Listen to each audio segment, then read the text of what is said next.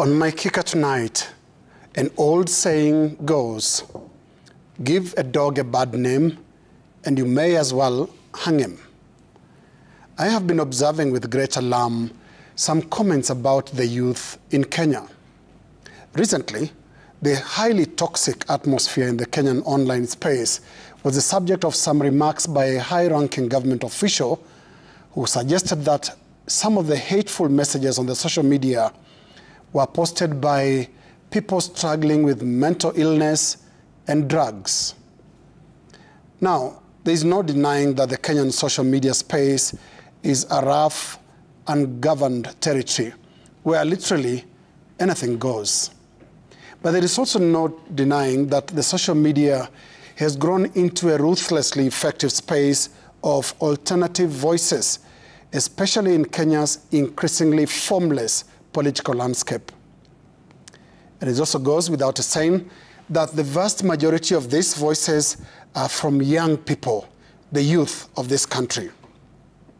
Mid last year, the youth, styling themselves as Gen Z, turned the social media into an unprecedented tool of mobilization, using it to organize peaceful protests that eventually led to the withdrawal of a punitive finance bill and the dissolution of the cabinet.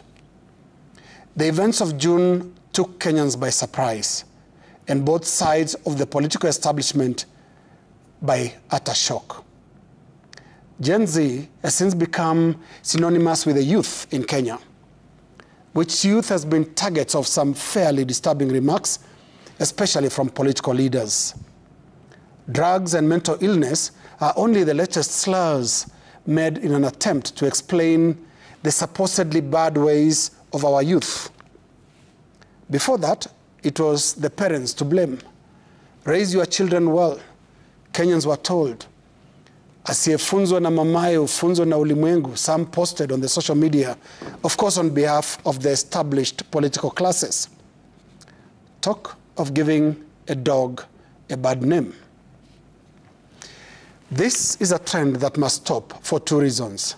First, it is plain wrong and unfair to negatively profile an entire generation of the youth. They cannot be so suddenly reduced to mentally ill, drug-consuming, and poorly raised retards.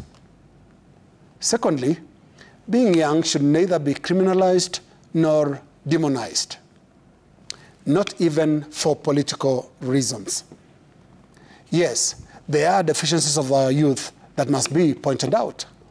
And yes, the veracity of their arguments must be challenged. But it is the issues that they raise that cannot be dismissed.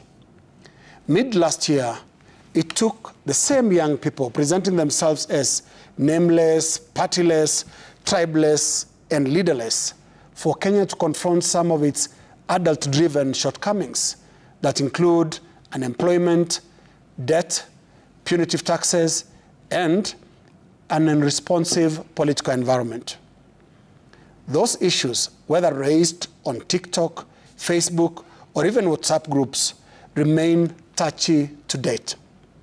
And so, it is not the state of mind of those raising them that should be at issue.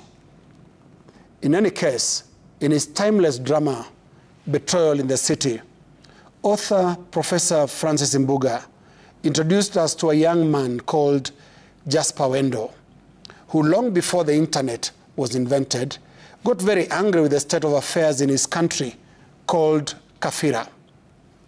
Of Jasper's disturbed mind, Professor Mbuga advised, and I quote, "When the madness of an entire nation disturbs a solitary mind, it is not enough to say the man is mad." End of quote. Let me end on a divine note. Proverbs 20, verse 29 says, and I quote, "The glory of the young is their strength. The gray hair of experience is the splendor of the old."